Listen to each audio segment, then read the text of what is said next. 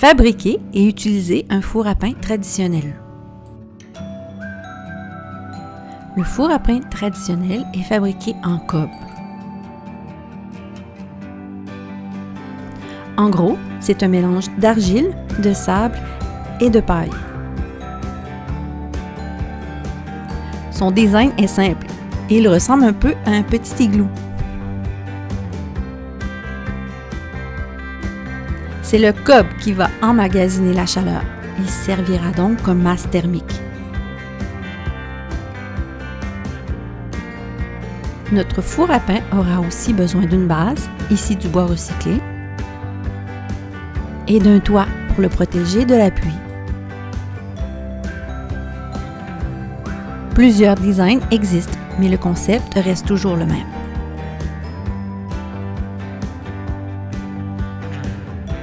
On débute par faire la base. Une simple pile de troncs peut faire l'affaire. Elle sera par la suite recouverte de planches et d'une bonne couche de cob, ici 150 mm. Pour faire le mélange de cob, on doit mettre à peu près autant de sable que d'argile. On ajoute ensuite environ 15% de paille bien sèche.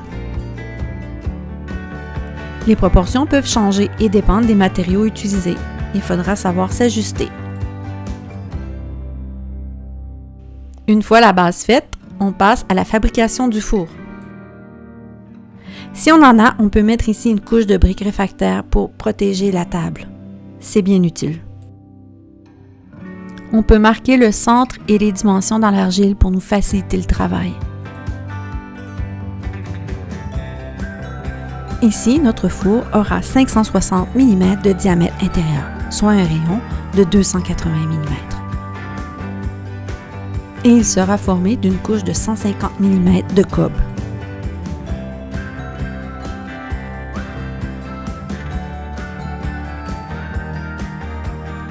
On débute par faire une forme en sable humide. Elle servira de support pour le cob. Après la fabrication du four, on va retirer le sable, ce qui créera la cavité intérieure.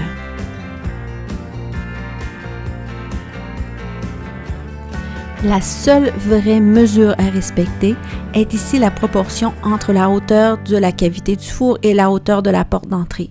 Elle doit être de 63%. C'est ce qui va assurer la bonne ventilation du four. On le recouvre ensuite de papier humide pour assurer la séparation avec le cob. On va aussi mettre ce qui servira de porte pour pouvoir bien l'ajuster.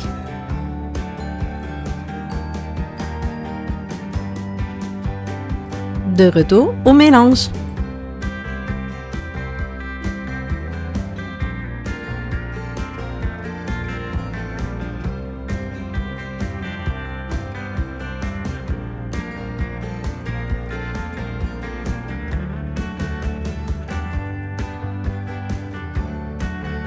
Il suffit ensuite de recouvrir le sable d'une couche uniforme de cob.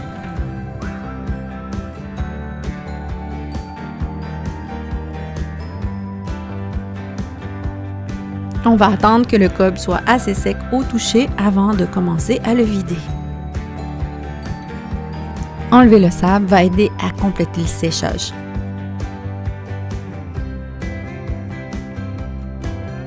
Le premier allumage va complètement sécher et durcir le tout.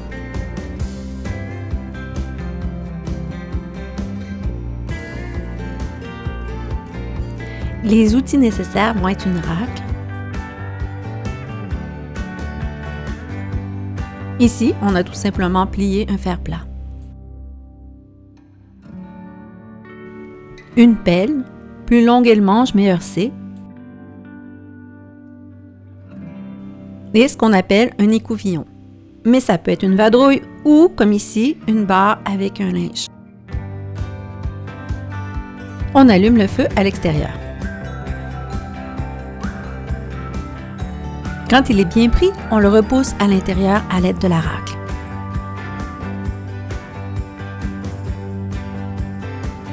On va continuer à alimenter le feu à l'intérieur jusqu'à ce que le four ait atteint la bonne température. On voit bien ici l'efficacité de la ventilation du four. L'air neuf rentrant par le bas et la fumée sortant par le haut. On sait que notre four a atteint la bonne température quand la voûte intérieure tourne du noir au blanc et qu'il n'y a plus de fumée puisque le four brûle ses gaz. On va alors retirer le feu ainsi que les braises.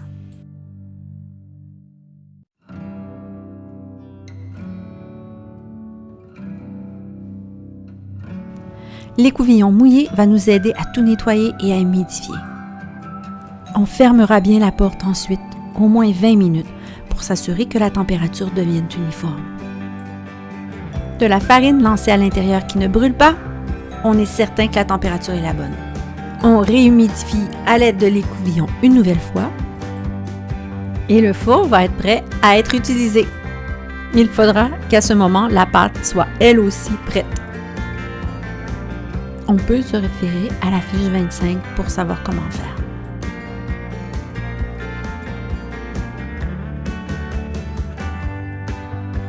Après avoir enfourné les pains et attendu 45 minutes, la dégustation est enfin arrivée!